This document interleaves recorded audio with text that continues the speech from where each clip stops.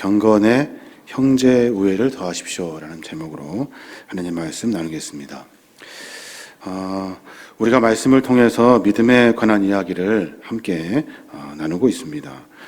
성경의 믿음에 관하여 두 가지 깊은 견해를 가진 사도들이 있는데, 하나는 바울 사도이고 하나는 베드로이죠. 바울은 뭐라고 말하냐면 믿음에 대해서 믿음으로 믿음에까지 자라십시오 라고 말해요. 이 말은 믿음으로 신약한 신앙에 하나님의 마음을 깨닫는 그 지각이 있는 믿음까지 자라야 합니다 라고 말하고 있는 겁니다. 믿습니다만 하지 말고 하나님의 마음을 아는 믿음에까지 자라야 한다 하는 거죠. 베드로는 뭐라고 이야기하냐면 조금 구체적으로 믿음의 삶의 이야기로 풀어가고 있어요. 방송실 화면을 좀 잘 잡아주시면 좋을 것 같아요. 베드로는 뭐라고 말하냐면 어떻게 사는 것이 성숙한 믿음을 소유한 사람인가 하는 것에 대한 이야기를 하고 있는데, 그 이야기를 8가지 인간에서 나오는 성품들로 나열합니다. 잘 아시는 것처럼 우리가 계속해서 말씀을 통해 쭉 보고 있는데, 믿음의 덕을, 덕의 지식을, 지식의 절제를, 절제의 인내를, 인내의 경건을, 경건의 형제 우애를, 형제 우애의 사랑을 더하라 하는 이야기들을 통해서 믿음이 있다고 하는 사람들에게 나타나는 8가지 성품, 이것을 가지고 베드로는 믿음을 설명하고 있어요. 믿음, 이 믿음이 형제 우애까지 자라야 합니다 라고 하는 것이 오늘 함께 나눌 말씀의 주제입니다. 성경에 한 사람의 이야기가 나와요. 한 사람의 이야기. 행동이나 말투나 입는 옷에서부터 성경의 말씀을 실천하고 행하는 일들까지 모자람이 없는 완벽한 사람, 완벽한 경건의 사람이 등장합니다. 사람들은 이 사람을 경건한 사람이라고 했고, 자기 자신도 신앙과 믿음이 탁월하여서 경건하다고 생각한 거예요. 근데 문제는 뭐냐면 그 경건하다라고 하는 사람을 예수님이 질책하셔요. 책망하신다고요. 왜 책망을 받았을까? 본문을 통해서 확인해 보니까 경건은 있어요. 경건은 있는데 뭐가 없냐면 자기 옆에 있는 형제를 사랑하지 못해요. 그래서 주님이 그 사람을 보고 질책하시면서 말씀하시는 거예요. 누가복음 18장에 나오는 바리새인이 바로 그 사람인데, 바리새인과 세리가 함께 기도하는 장면을 주님이 말씀하고 계셔요. 현대어 성경으로 보면 또 예수님은 자기가 의롭다고 믿고 다른 사람을 멸시하는 사람들에게 이런 비유로 말씀하셨다라고 말씀하시면서 그 바리새인이 누군지 쭉 설명해내고 있어요. 두 사람이 기도하려고 성전에 올라갔는데 하나는 바리새인이고 하나는 세리래요. 바리새인은 서서 이렇게 기도했대요. 하나님, 나는 다른 사람들처럼 사기꾼도 아니고 정직하지 못하거나 간음하는 사람도 아니고, 그리고 저기 앉아있는 세리와 같이 저 사람같이 않음을 너무나 감사합니다. 이렇게 기도했다는 거예요. 나는 일주일에 2번씩 금식했고 수입에 11조도 드렸고 그리고 기도했습니다 라고 기도했다는 거예요. 저기에 있는 세리는 뭐라고 기도하냐면 하늘을 우러러보지도 못하고 가슴을 치며 그렇게 기도했대요. 하나님, 나를 좀 불쌍히 여겨 주십시오. 내가 너희에게 말하지만 이 세리와 저 바리새파 사람 중에 의롭다고 인정받은 사람은 누구냐면 세리다 라고 하시는 말씀이 주님의 말씀이에요. 그러면서 하시는 말씀이 누구든지 자기를 높이는 사람은 낮아지고 자기를 낮추는 사람은 높아질 것이다 라고 말씀하셔요. 경건하다고 말하고 행동했던 바리새인을 주님이 아주 무섭게 질책하시는 거예요. 네가 높다고 생각하니 너는 세상에서 가장 낮다. 네가 다른 사람과 비교해서 대단하다고 생각하니 다른 사람과 비교해서 너는 아무것도 아니다 라고 지금 말씀하고 계시는 거예요. 여기서 나온 바리새인의 가장 큰 문제가 뭐예요? 기도도 열심히 하고 불의도 하지 않고 토색하지도 않고 간음하지도 않고 일주일에 2번씩 금식도 했고 바리새인의 규칙도 성실히 따랐고 11조도 잘 드렸어요. 근데 뭐가 빠졌냐면 형제를 사랑하는 마음이 없다는 거예요. 그 마음을 보시고 주님이 눈살을 찌푸리시는 거예요. 본문에 나오는 것처럼 그는 형제를 사랑하는 마음이 없기 때문에 다른 사람을 늘 멸시하며 살아요. 업심여기며 살아요. 그 사람들과 거리를 두고 살아요. 겉모습만 보고 쉽게 죄인이라고 쉽게 판단하고 근거 없이 자기가 세리보다 더 경건하다고 생각하고 근거 없이 자기가 저 사람보다 늘 앞선다고 생각하는 교만함이 그의 마음에 있다는 거예요. 예수님은 그 문제를 보시고 너에게는 형제를 우애하는 마음이 없다. 경건은 있을지 모르지만 형제 우애가 없다라고 말씀하시면서 질책하시는 거예요. 형제 우애. 바로 옆에서 가슴을 치며 울고 있는 사람에게 관심을 갖는 것이 바리새인에게는 없다는 거예요. 옆에 있는 형제가 가슴을 치면서 울고 있는데 세리라는 이유 하나로 거리를 두고 정죄하며 살았다는 거예요. 그가 무슨 사연으로 왜 울고 있는지, 그 기도에 무슨 말을 못할 아픔이 있는지 생각하지도 않고 저 사람과 나는 다르다고 말했다는 거예요. 저 사람보다 나는 더 낫다고 했고, 내가 더 높다고 말했고, 내가 더 잘한다, 내가 더 많이 안다 라고 이야기하며 그 사람과 거리를 두었다는 거예요. 경건할지는 모르지만 형제를 사랑하는 마음이 없어요. 그래서 주님이 그 사람을 무섭게 질책하시는 거예요. 생각해봐라. 누가 더 의인이니? 누가 더 의로운 사람이니? 라고 물으시면서 너 아니라고 분명하게 가르쳐주고 계시는 거예요. 오늘 우리가 함께 믿음에 대한 고민을 하면서 형제 우애까지 왔어요. 형제의 우애를 더해야 믿음이 있고 그 믿음, 그 앞에 경건해질 수 있다고 분명히 말하고 있는 거예요. 왜 믿음에 대해서 고민하면 고민할수록 말씀은 이웃과 하나님을 사랑하는 것으로 이야기하고 있는 걸까요? 믿음 있다고 말하고 기도 많이 하고 그리고 삶 속에서 신앙의 연조가 있고 내가 뭘 할 수 있다고 말하고 자랑하는 것이 믿음의 점수라면 모두가 다 대단하고 위대하다고 경건하다고 말할 것인데 주님은 그것은 점수의 대상이 아니라는 거예요. 이웃을 얼마큼 돌보고 있느냐 하는 것이 중요하다는 거예요. 독야청청이라는 말이 있어요. 다른 이들은 절개를 꺾고 포기하지만 나만은 홀로 푸르고 높은 소나무가 될 거다 하는 말이에요. 독야청청. 높은 소나무처럼 높은 산 위에서 혼자 가장 푸른 나무 행세하면서 나머지 힘겹게 자라는 나무들을 다 무시하고 자기만 하나님과 가장 가까운 사람처럼 생각하고 말하는 사람. 그래서 나만 하나님께 인정받았습니다 라고 착각하는 경건의 사람. 이것이 신앙이냐는 거예요. 이게 믿음이냐는 거예요. 성경은 그것은 믿음이 아니라 거짓 경건이다 라고 말하고 있는 거예요. 자기를 지켜 새 속에 물들지 않게 하는 경건만으로는 우리가 하나님께 인정받을 수 없다는 거예요. 내가 주님과 관계에서 믿음이 있다고 말하고 믿음 깊은 것처럼 착각하며 살아가는 삶의 이야기가 주님 보시기에는 아무것도 아니라는 거예요. 주님은 뭘 보시냐면 고아와 과부, 어려움 중에 있는 형제가 아파하고 있는 그 순간에 너가 가지고 있는 믿음과 경건을 가지고 그 형제를 도울 수 있는가 하는 것을 묻고 계시는 거예요. 나 믿음 있습니다. 나 신앙생활 하고 있습니다. 기도 많이 합니다. 나 예배 잘 드립니다. 이런 것 가지고는 하나님의 칭찬을 받을 수 없다는 거예요. 착각하는데 우리가 늘 믿음의 완성이 어딘지, 믿음의 완성이 무엇인지를 깊이 고민해 봐야 하는 거예요. 믿음의 완성은요, 형제 우애로 이루어지는 거예요. 그리스도인들은 세상 사람들과 함께 살아가면서 소금과 빛으로 살아갑니다. 그들을 정죄하거나 멀리하면 안 되는 거예요. 하나님은 그것을 원하시지 않아요. 마치 사막에서 혼자 사는 성도가 아니라 늘 세상에서 함께 어우러져서 형제를 사랑하는 것을 그들이 맛볼 수 있도록 하는 것이 우리에게 맡겨주신 믿음과 신앙의 정도라는 거예요. 베드로가 예수님과 함께 변화산에 올라갔어요. 그곳에서 가장 귀한 장면을 봅니다. 뭘 보냐면 가장 거룩하신 예수님, 가장 거룩한 모세, 가장 거룩한 엘리야를 봐요.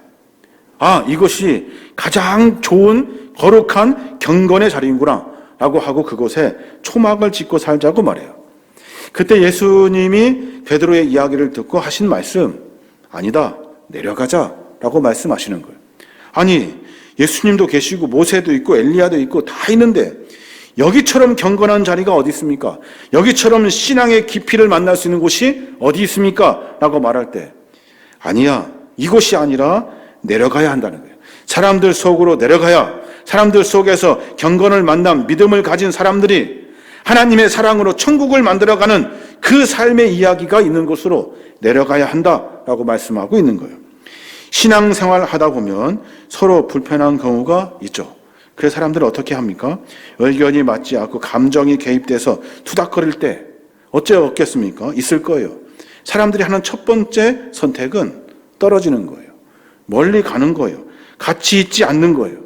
그런데 신앙과 믿음은요, 경건은 그럼에도 불구하고 함께 하나님 나라를 만들어가는 것이 진짜 경건의 모습이라는 거예요. 어떤 분들은 교회보다는 기도원을 찾는 분이 계셔요. 교회에서 기도하는 것보다 산속에 뜨겁게 혼자 하는 것이 좋다 말해요. 그것이 경건일까요? 그것이 믿음 있는 사람들의 모습일까요? 모두가 다 공통적으로 하는 말이 혼자 성경도 보고 혼자 기도도 합니다. 여러 성도들과 떨어져 혼자 그 일 잘하고 있습니다 라고 말한다고요. 그런데 그것으로는 하나님의 인정을 받을 수가 없다고요. 경건의 완성은 어디로 완성되냐면 어떻게 하면 형제들과 함께 할 수 있는가, 어떻게 하면 형제들과 함께 하나님 나라를 만들어갈 수 있는가 하는 것으로 모아진다는 거예요. 베드로가 믿음에 대한 이야기를 8가지 쫙 늘어놓으면서 형제 우애에 대한 이야기를 끝허리에 놨어요. 왜 끝에 놨을까? 형제 우애 다음에 뭔지 아십니까? 사랑이에요. 사랑. 어떤 다른 믿음의 정도를 평가할 수 있는 이야기를 나눠야 하는 것이 아니라 베드로도 역시 믿음의 완성은 형제 우애고 사랑이라고 설명하고 있는 거예요. 가장 쉬운 선택, 사람들과 떨어지면 돼요. 가장 쉬운 선택, 내가 하나님과 함께 독대하면 된다고 생각하는 거예요. 가장 쉬운 선택, 어렵고 힘들고 복잡한 일들, 내가 헌신하고 수고해야 하는 일들을 멀리하는 거예요. 그래서 내 경건과 내 신앙이 대단하고 잘할 수 있다고 착각하는 것, 이것이 우리 안에 있다는 거예요. 산속에서 365일 머물며 기도하는 사람보다요, 매일 믿지 않는 사람들과 함께 섞여 살면서 하나님의 사랑을 나누어 주는 것, 이게 그리스도인의 본분이에요. 매번 어렵고 힘들지만 내가 참고 인내하고 그리고 매 순간 하나님의 사랑을 서로 나눔으로 말미암아 하나님 나라를 만들어 갈 수 있는 토대를 만드는 것이 경건한 사람, 그리스도인의 삶의 모습이에요. 어느 공동체라도요, 형제 우애 없이 경건한 사람 한 사람 있으면 그 공동체가 죽기도 하고 살기도 합니다. 경건한 사람이 형제 우애의 옷을 입지 않으면 그때부터 자기의 경건을 무기로 경건하지 못한 형제 자매를 정죄하기 시작해요. 모든 사람을 정죄하고 죄책감을 불러일으키고 그 사람의 눈치를 봐야 하는 그런 기죽은 공동체, 죽은 공동체를 만들어 버려요. 뭐가 없어서 그래요? 경건이 있습니다. 믿음도 있어요. 형제 우애가 없기 때문에 그래요. 반면에 경건한 사람이 형제 우애의 옷을 입으면 달라져요. 서로 만나는 사람들과 돌봐주고 격려해주고 헌신하며 자기가 먼저 수고해요. 사랑을 보여주어요. 믿음과는 아무런 관련이 없는 것 같은데 그 사람을 통해서 공동체가 파릇파릇 살아나는 거예요. 뭐 때문에 그래요? 형제 우애 때문에 그래요. 경건이 공동체를 죄 가운데 빠지게 하기도 한다면 형제 우애는 공동체를 살리기도 한다는 거예요. 그래서 공동체가 살아나 하나님 나라를 맛보게 되는 거예요. 그래서 베드로는요, 경건하다고 말하는 사람들에게 아니야, 그것이 끝이 아니야, 경건 다음에 형제 우애의 옷을 입어야 한다는 거예요. 목사도 마찬가지입니다. 혼자 경건해가지고 모든 성도들을 정죄하고 야단치고 기죽게 만들어서 결국 교회를 잔치집이 아니라 초상집처럼 만드는 사람들이 있어요. 내가 퍽이나 의롭고 경건한 것처럼 착각하며 사는 거예요. 내 경건과 의로움은 무엇으로 표출되어야 하냐면 형제 우애로 표출되어야 하는 거예요. 내가 누구를 지적하고 잘못했다고 말하고 정죄하고 야단치는 것이 아니라 그 사람을 품어낼 수 있는 것이 진짜 경건의 모양이라는 거예요. 경건이라고 하는 것이 다 자기 주장이거든요. 하나님은 경건을 보시지 않으셔요. 하나님은 그가 어떻게 사랑하며 살고 있는가를 보고 계셔요. 충현교회 원로 목사님이신 박종순 목사님의 간증을 제가 들은 적이 있어요. 그분이 목회하실 때 앞에 청년들이 앉아 있는데 머리가 노랗고 빨갛게 이렇게 물들고 이렇게 앉아 있더라는 거예요. 그 당시에 그것이 유행이어서 청년들이 머리를 노랗고 빨갛고 이렇게 물들이는 다 그래 했대요. 설교하는데 불편해요. 눈에 거슬려요. 그래서 마음을 먹으셨어요. 내가 다음 주에는 청년들에게 경건이 뭔지 설교해야 되겠다라고 마음 먹고 설교 준비를 하는데 거의 다 완성해 놓고 준비하고 기도하는데 갑자기 주님께서 그런 마음을 주시더라는 거예요. 야, 한 가지 물어보자. 뭔데요? 너 하얀 머리 까맣게 염색하는 건 괜찮고 까만 머리 노랗게 염색하는 건 왜 안 되니? 라고 하는 질문이 갑자기 마음에 들더라는 거예요. 너는 괜찮고 다른 애들은 안 되는데 그 기준이 뭐니? 목사님이 그 음성에 깜짝 놀랐다는 거예요. 그래서 주일날 야단치려고 청년들에게 그 이야기 해주려고 했던 그 설교를 다 바꾸고 그 이야기를 청년들에게 해주었대요. 그때는 그 청년들이 박수를 치고 난리가 난 거예요. 그렇습니다, 목사님. 우리도 하나님 안에서 살고 있습니다. 무엇이 기준이고 무엇이 경건이고 무엇이 옳다고 말하는 것, 그건 역시도 다 목사님의 기준과 생각 아닙니까? 라고 말하고 있는 거예요. 내가 안 되니 너도 하지 마. 내가 이것이 맞다고 생각하니 넌 그렇게 해. 하는 것이 경건이냐는 거예요. 그래서 형제를 마음을 아프게 한다면 그것은 가짜 경건이라는 거예요. 중요한 것이 뭡니까? 믿음이 있으면, 신앙이 있다고 한다면, 우리가 어렸을 때 교회를 다녔다 한다면 더 많이, 더 깊이, 더 크게 형제를 사랑하는 옷을 입어야 한다는 거예요. 이게 믿음의 본질인 거예요. 경건의 완성자이신 예수님이 계시죠. 예수님이 경건에 대해서 우리에게 보여주셔요. 예수님은 어떤 분이셔요? 가장 경건한 분이시죠. 흠도 없고 천사도 흠모할 만큼 순결한 분이셔요. 마귀가 모든 것으로 유혹해도 넘어가지가 않아요. 완벽하신 분. 그분의 경건은 무엇으로 드러나냐면 혼자 푸른 나무가 되어가지고 우뚝 솟는 것이 아니라 제자들과 함께 사는 경건을 우리에게 보여주셔요. 갑갑하고 답답하고 그리고 잘 모르는 제자들과 함께 사세요. 고아와 가부들을 돌보는 것이 예수님의 경건이고 세리와 죄인들의 집에 들어가 식사하시며 그들과 함께 섞여 사는 것이 예수님의 경건이고 창기의 손을 잡고 일으켜 주시면서 현장에서 가늠하다 잡힌 여인에게 자기 옷을 벗어주는 경건의 모습을 예수님이 우리에게 보여주었어요. 근데 우리는 어떻게 해요? 우리의 경건은 손가락질하고 잘못됐다고 말하고 지적하는 것으로 우리의 경건을 드러내려 한다. 진짜 경건은 예수님과 같이 형제 우애가 있어야 하는 거예요. 예수님의 이 모습을 가장 잘 보여준 성경 구절이 있어요. 마태복음 9장부터 9장 10절인데 거기에 보면 예수님이 제자들과 함께 마태의 집에서 식사하실 때 세무원과 죄인들도 많이 와서 자리를 같이 하였다. 그것을 본 바리새파 사람들이 예수님의 제자들에게 어째서 당신의 선생님은 세무원과 죄인들과 함께 식사하시지요? 라고 물었다. 예수님은 그 말을 들으시고 이렇게 말씀하셨다. 건강한 사람에게는 의사가 필요 없고 병든 사람에게만 의사가 필요하다. 도대체 무슨 말일까요? 예수님이 죄인들과 같이 살고 있다는 거예요. 야, 니네 선생님은 왜 저 사람들과 같이 살아? 야, 죄인들과 어떻게 섞여 살 수 있어? 라고 말했다는 거예요. 그때 그 말을 들으시고 하신 말씀. 건강한 사람에게는 의사가 필요 없고 병든 사람에게만 의사가 필요하다. 여기에서 두 가지 깊은 의미를 찾을 수 있죠. 하나는 주님은 아파하는 이들에게 마음을 보이시는 분이셔요. 누가 아파하고 있는지, 누가 외로워서 힘들어하고 있는지, 누가 괴로워하고 있는지, 치료가 필요하고 사랑이 필요하고 하나님의 은혜가 필요한 사람들에게 찾아가 주시는 분이 주님이시는 거예요. 왜 나보고 그들과 같이 있는가 하고 묻지 마라. 그들 아파하니까 내가 의사라면 당연히 그 사람과 함께 하는 것이 당연하다라고 말씀하고 계시는 거예요. 또 하나, 주님이 그 말씀을 통해서 우리에게 하시고자 하시는 말씀은 경건은 진짜 경건은 섞이지 않는다는 거예요. 섞이지 않아요. 의사가 환자를 치료한다고 환자 병을 다 전염받는 것이 아니잖아요. 세리와 죄인들과 친구가 된다고 해서 경건하신 예수님이 세리와 죄인이 지었던 죄를 지으며 섞어 사는 것이 아니에요.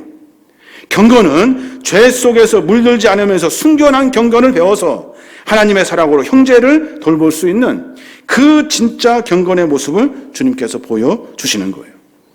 섞어 산다고 해서, 같이 산다고 해서, 죄인과 같이 있다고 해서 나도 죄인입니까?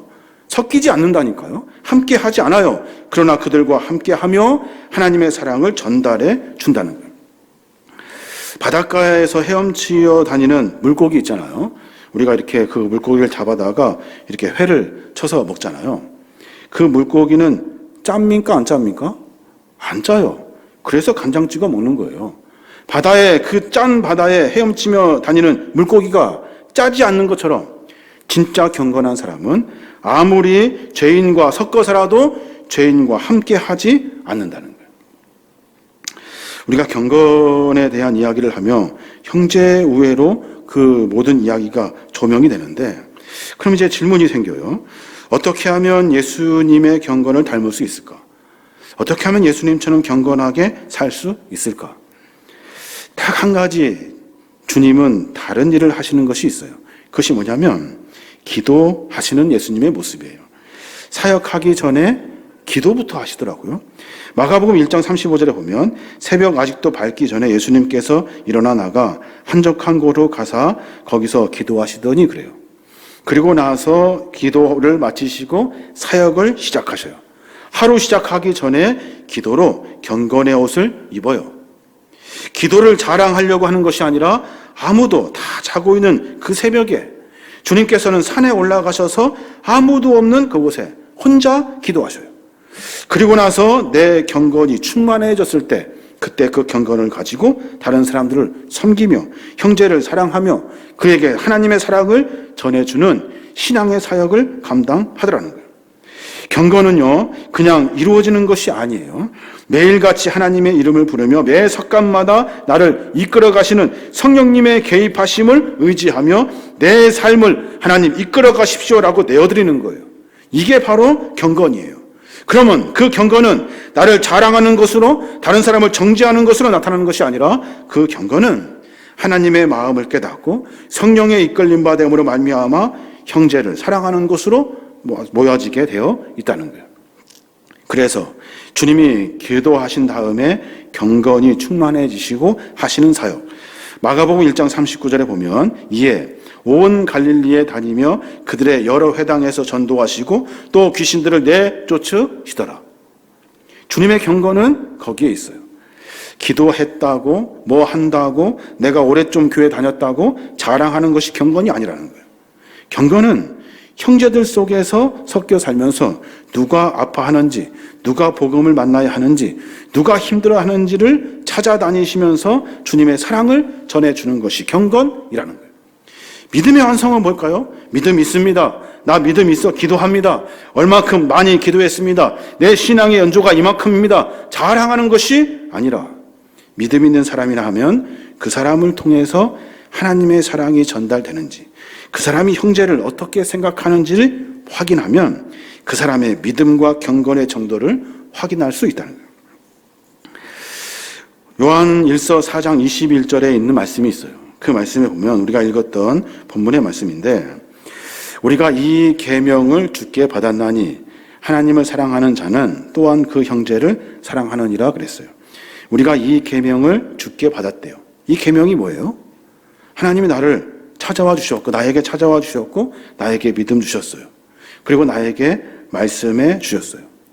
나에게 주신 말씀은 뭐냐면, 야, 너 대단하다. 너 믿음 가져서 대단하다. 하신 것이 아니라 하나님의 사랑을 깨닫는 거예요. 그리고 또 그 사랑을 형제 사랑하는 것으로 드러내는 거예요. 이게 경건이고 믿음이라는 거예요. 사랑하는 여러분, 오늘 주님 앞에 나와서 경건하게 예배하는 사람들 중에 옆에 앉아있는 사람이든 누구든 간에 기도하는 사람의 그 마음, 얼마나 아파할까, 얼마나 힘들어할까, 그 속 사정이 어떤지 여러분 생각해 보셨습니까? 저는 한 번도 그런 생각 해보지 못했던 것 같아요. 성도들이 얼마나 아파하는지, 힘들어하는지, 괴로워하는지 그런 생각은 들지 않고 내가 하나님 앞에 그저 예배만 드리면 되지, 내가 하나님 앞에 뭐 자랑할 거 있는지 고민하면 되지. 오늘 예배하는 이 시간에 아파하고 힘들어해서 자리에 나오지 못하고 변상에 누워가지고 예배하는 형제들을 생각해 보신 적이 있습니까? 선교 현장에 힘들어하고 아파하는 이야기를 듣고 여러분들은 어떤 마음과 생각이 드십니까? 내게 응답을 주신 하나님께 감사하며 예배하는 이 예배 시간, 같은 장소 어딘가에서 큰 아픔과 슬픔에 눈물을 흘리며 예배하는 성도들을 생각해 본 적 있냐는 거예요. 그 마음이 없으면 우리는 믿음도 경건도 없는 거예요. 우리는 아무것도 아닌 거예요. 누군가 물어요. 선생님, 몸의 중심이 어디입니까? 그랬다고요. 그 질문에 선생님이 하신 대답이 뭐냐면 몸의 중심은 가장 아픈 곳이다 라고 그래요. 어디가 아프면 몸이 다 그 아픈 곳으로 집중하게 되잖아요. 한 집안에 아픈 사람이 있으면 그 집안 모든 사람이 그 사람 중심으로 돌아가요. 그런데 우리는 아픈 것을 생각합니까? 누가 아파하고 있는 것을 생각합니까? 그렇지 않아요. 자기 자랑, 경건의 모습을 드러내고 내 경건으로 사람들을 조종하려고 한다고요. 사람들과 함께 섞어 살면서 내 경건으로 사람을 정죄하려고 한다는 거예요. 경건하죠. 경건해요. 그만큼 경건한 사람이 어디 있어요? 그러나 형제 우애는 없어요. 모두가 다 아파하고 힘들어하는 사람들에게 집중하는 것이 하나님의 마음인데, 그것이 믿음인데 우리는 그 믿음과 사랑이 없는 거예요. 경건이 채찍이 되면 사람들은 마음을 닫습니다. 경건이 사랑의 옷을 입고 형제 우애로 성숙하면 서로 마음의 문을 열게 되어 있는 거예요. 하나님 나라는 어떻습니까? 너 왜 이랬니? 하는 것이 아니라 하나님 나라는 서로 함께 형제 우애로 사랑이 넘치는 것이 하나님 나라예요. 하나님 우리에게 은혜를 주셨어요. 은혜를 주셔서 우리를 경건하게 하셨어요. 믿음도 잘하게 하셨어요. 믿음 가지고 포악한 사람이 되라 말씀하신 것이 아니라 믿음 가지고 경건함을 가지고 그 은혜 가지고 더 네가 감당해라, 더 품고 더 이겨내라고 주님께서 힘으로 주시려고 하시는 것이 은혜인 거예요. 그런데 우리는 그것 가지고 다른 사람들 정죄하는 것에 쓰더라는 거예요. 진짜 믿음은 뭡니까? 진짜 믿음은 뭘 얼마큼 한 것이 믿음이 아니에요. 누군가 아파하는 사람을 보고 내 마음이 어떤지를 확인하면 내 믿음이 지금 정상인지 아닌지를 알 수가 있어요. 베드로가 8가지를 쭉 설명하면서 전에는 그 본문을 그냥 읽었다고요. 그런가 보다 하고 넘어갔다고요. 근데 읽으면 읽을수록 내 자신이 얼마큼 믿음이 없는지, 내 자신이 얼마큼 조금 가지고 있는 경건을 자랑하며 살았는지 부끄럽더라고요. 이게 바로 우리의 모습이라는 거예요. 사랑하는 여러분, 경건 위에 형제 우애를 더하래요. 경건하십시오. 이것이 먼저 아니에요. 형제 우애가 있는지 없는지가 믿음의 척도이래요. 형제 우애가 있고 사랑이 있으면 믿음이 완성된 사람이에요. 그 믿음 가지고 하나님 나라를 만들어 가는 거예요. 저 여러분이 그런 고민이 있었으면 좋겠어요. 하나님이 나에게 믿음을 주셨단 말이에요. 여기 믿음 없는 사람이 어디 있습니까? 다 있어요. 내 믿음이 어디로 완성되어야 하냐면 나를 드러나는 것으로 완성되는 것이 아니에요. 다른 사람을 섬기는 것으로 완성돼야 돼요. 그래야 하나님 안에서 주 안에 칭찬받고 하나님이 우리를 붙잡아 주시는 거예요. 하나님이 우리 보고 웃어요. 웃어. 너에게는 형제 우애가 없어. 너에게는 사랑이 없어. 내가 너에게 주셨던 그 십자가의 은혜와 사랑을 다 잃어버리고 너가 도대체 자랑하고 있는 것이 무엇니? 라고 묻고 계시는 거예요. 우리 모두가 다 이 말씀을 깊이 묵상해 봤으면 좋겠어요. 경건 우애, 형제 우애예요. 형제 우애 위에 경건 아닙니다. 경건 위에 형제 우애로 우리의 삶이 서로 함께 협력하여 사랑하고 하나님 나라를 만들어 가는 거예요. 그런 은혜로 말미암아 우리 함께 하고 있는 믿음의 공동체들이 하나님 안에서 하나님 나라를 맛볼 수 있는 복된 믿음의 종들 되시길 주님의 이름으로 축원합니다.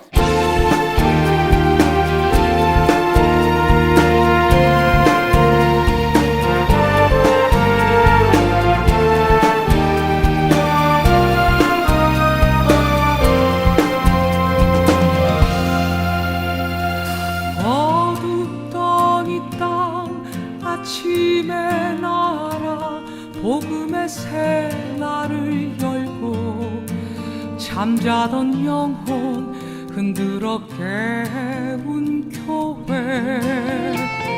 순교자의 피 대지에 흩뿌려 지켜온 믿음을 따라 이제 다시 말씀으로 돌아가라. 다시 거룩한 순결한 교회로, 다시 거룩한 주님의 교회로, 다시 일어나 인종의 희망으로, 다시 거룩한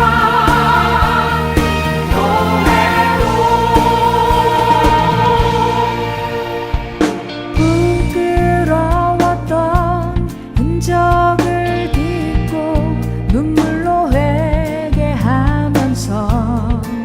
생명샘물로 깨끗이 씻는 우리. 불 꺼진 재단 성령의 등불로 십자가 높이 밝히며 이제 다시 말씀으로